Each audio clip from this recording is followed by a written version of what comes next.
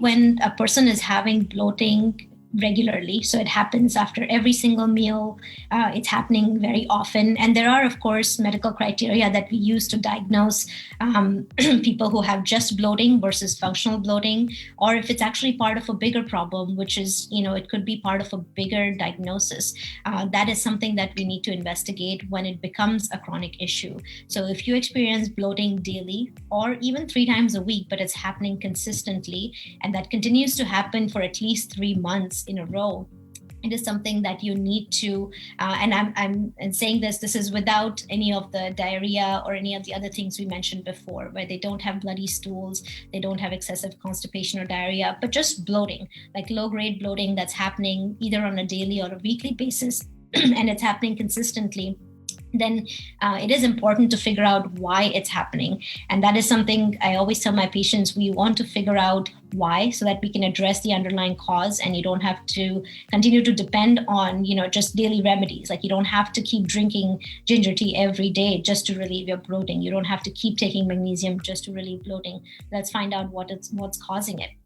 And of course, you want to rule out, if depending on the intensity, the frequency of the symptoms, and at the same time, any accompanying symptoms, we want to rule out things like, simple things first, like if there is, candida overgrowth, sometimes that can cause bloating. Sometimes it's a simple thing about maybe they have celiac disease and it's never been investigated. Maybe there's somebody who naturally has less amount of gluten in their diet, so they never experience severe symptoms, but bloating is something they see when they do happen to eat wheat products. I see this sometimes in my Asian patients whose diet is based heavily on rice, so they don't eat as much wheat, so they don't typically get diagnosed with celiac in their early years.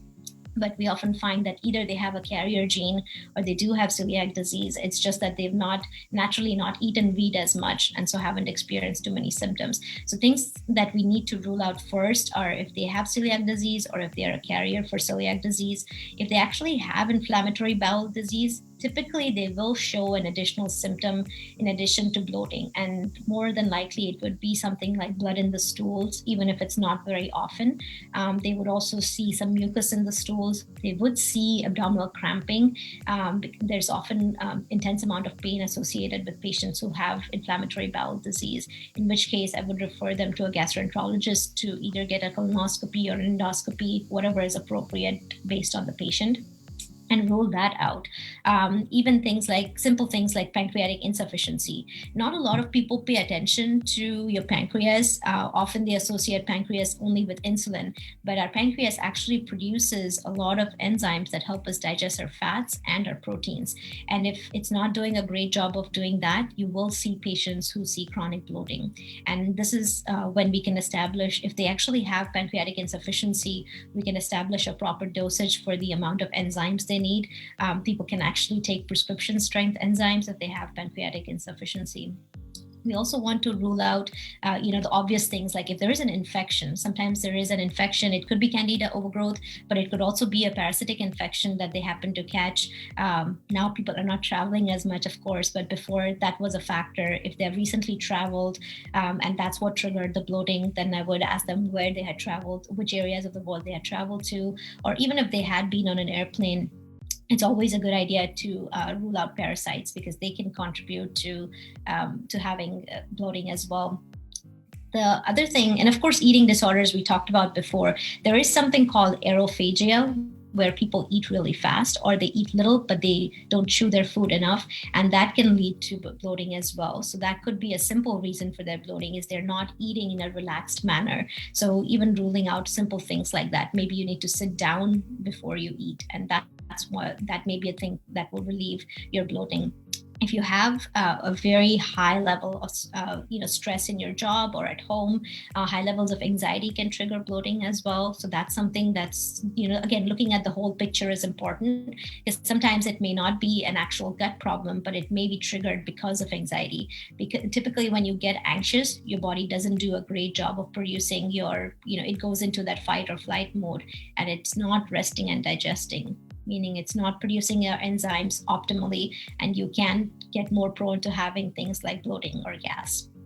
At the same time, it could be something like medication side effects, something that they have started recently constantly. And a lot of times people may not connect the dots because bloating may not have been listed as a side effect on their medication. The package that you get with your medication, it might not say bloating, but it might say something like gas, or it might say abdominal discomfort. So that's something to keep in mind as well. If you've started a new medication or even a supplement, the bloating might be a side effect of that. And it might be important to speak again with either your pharmacist or your doctor to find out if that's what's causing the chronic bloating. One condition I did write down here, and that is the small intestinal bacterial overgrowth. It's something that gets underdiagnosed quite a bit, I feel. It's not something that we jump to, of course, initially, because we do want to rule out, like I said, the simple things, and I've listed those on the right side. Maybe you just have, gluten sensitivity. Maybe it's lactose intolerance. Maybe you're just you don't have the right amount of enzymes. If all of that's been ruled out and you're still seeing this chronic, and you've also ruled out the biggies, like you've ruled out you don't have inflammatory bowel disease, you don't have pancreatic insufficiency, what is it that's still causing you to have this kind of gas and discomfort?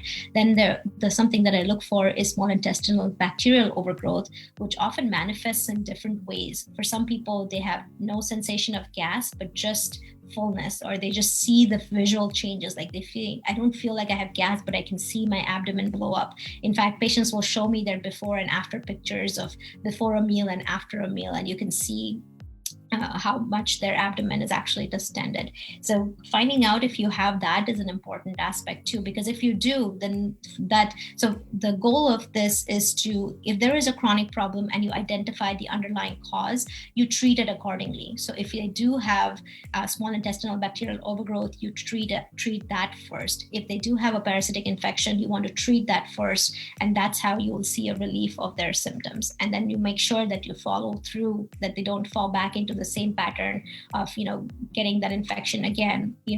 Then it's a question of making sure that their immune system is stable and things like that. And of course, we want to also rule out, if we have ruled out the big reasons, and depending on the severity of the symptoms, you would think about what is actually going on. At the same time, you want to make sure that they don't have just something simple, like I mentioned, lactose intolerance or gluten sensitivity. Those are things that you can easily determine either by doing a food challenge or even by some simple testing. A lot of times it also results, we find that chronic constipation results in bloating. People don't realize that they're constipated, and they just tell me, oh, I feel bloated. And then when I start asking about their bowel habits, they say, I said, how many times a day do you have a bowel movement? Say, not daily, probably every once in 2 to 3 days. And for some people, that's not abnormal because that's how they have been all their life. But what's happening is that the constipation, they're retaining so much stool in their gut that that's part of the reason that their abdomen is distended. So the point being, when it becomes a chronic issue, it is important, definitely, even though it may or may not be severe enough with blood or mucus in the stools or cramping. If it's happening chronically every week and regularly, you do need to bring it up in your discussion with your doctor to rule out some of these things. It could be something simple, or if it's something major too, if you find out early, we can intervene and make sure that the patient feels better soon.